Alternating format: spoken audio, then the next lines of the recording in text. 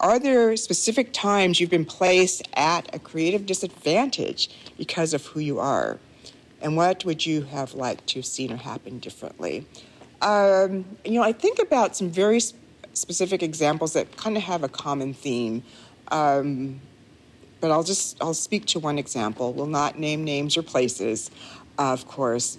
And have run into situations on several occasions where being in either in a practice or rehearsal or in a show where I've pulled out a character that is very much a Black character and that is very much a character, you might say, that is inspired by a family member, inspired by an old uncle or an old aunt or an ancestor. And I have been told at times not to play those characters because they're stereotypical. And I'm saying that's not stereotypical, that's my auntie, right? So that aspect of being able and encouraged to bring who you are, 100% who you are, as a Black or brown person, that is a great message. And at the same time, it's not always supported. So that has been a time when I think I have been put at a creative disadvantage. My people, so to speak, may have certain ways of thinking, of doing, of being, and for that to be considered stereotypical or even racist, which I've been told both, has been problematic at times. And so what I'd like to see, what I would have liked to have seen happen differently in that was, let's have a conversation about that. It's an opportunity for everybody in the room to learn, rather than that's wrong or that's racist or that's stereotypical.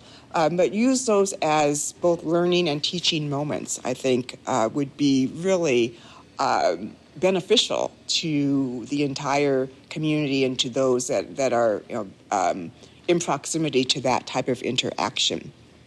Are there any specific diversity, equity, or inclusion tools that have been helpful? I think the greatest diversity, equity, and inclusion tool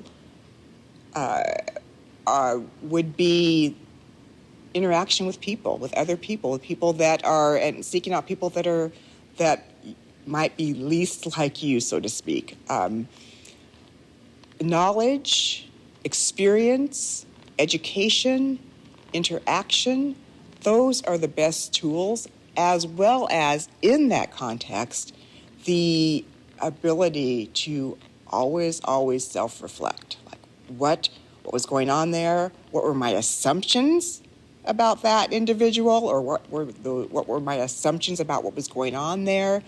And being able to be your own regulator, so to speak, to work to really check yourself and be honest with yourself and be honest with the people around you as well, because we are not going to continue to progress as an improv community. We're not going to be able to progress as a society in this country if we are not talking about this, changing our behaviors, understanding that each of us carry bias in one way, shape, or form, and that doesn't necessarily make us bad people. It's when you learn something and fail to act upon it, that's when it becomes problematic. But we're all coming into this thing in a national context where talking about our differences, figuring out how to bridge those differences, we are in a situation where that is not so much the norm. So that those are some general, if they're really tools, but they are just ways of thinking and ways of being. Who inspires me, or who inspires you, and why? I'm just gonna say this from the standpoint of two dear friends that I have the opportunity to work with in the improv world, Jamie Montgomery and Michael Buchanan. We constitute a group called Black Prov, and I am inspired on a regular basis on what we do together, and the fact that we're able to bring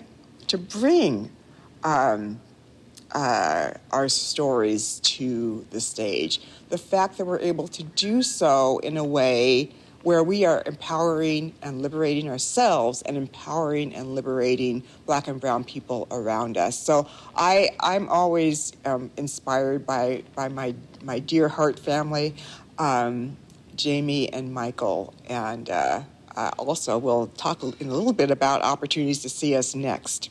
So what else would I like people to know?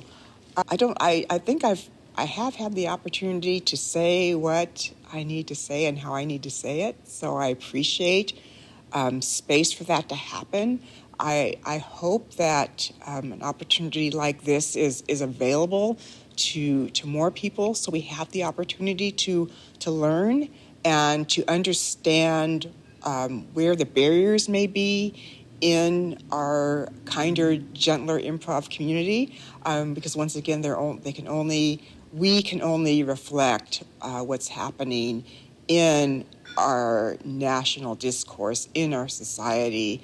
We can only reflect that unless there is some sort of an intervention. And I do believe that improvisational theater can be an intervention, because in its finest, purest form, we're all bringing who we are to the mix. In its finest, purest form, as long as we're not being mean and offensive, we should be able to bring who we are without any restrictions or barriers or preconceived notions or assumptions on who we should be or what we should be. And once again, I'm only speaking from the standpoint of being a Black person. It's not to be exclusive of any other community of people who have been harmed by our legacy of social injustice, who have been harmed by inequities and racism and discrimination and bias.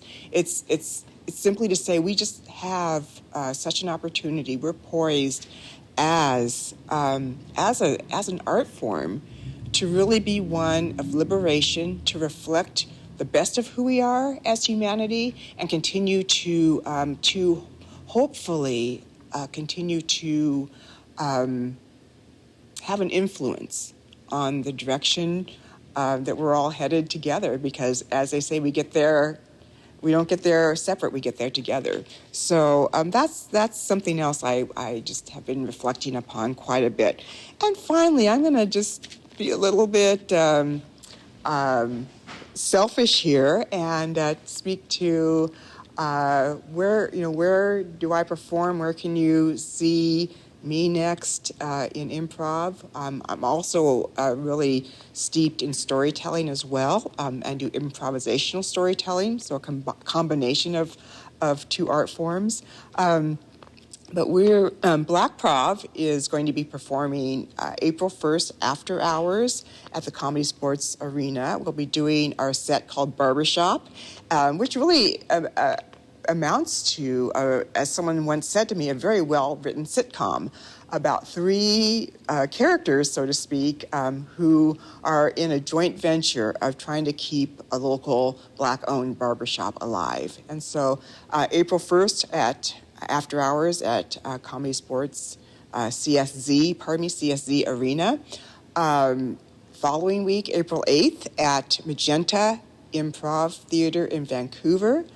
And I also do perform in Comedy Sports matches every so often on Saturday nights. So those are places where I can be seen. And finally, I'll just want to put a plug in for, though we don't have anything scheduled as of currently, as a storyteller, we have a local show called The Black and Tours, and we have performed every year at the Northwest Black Comedy Festival.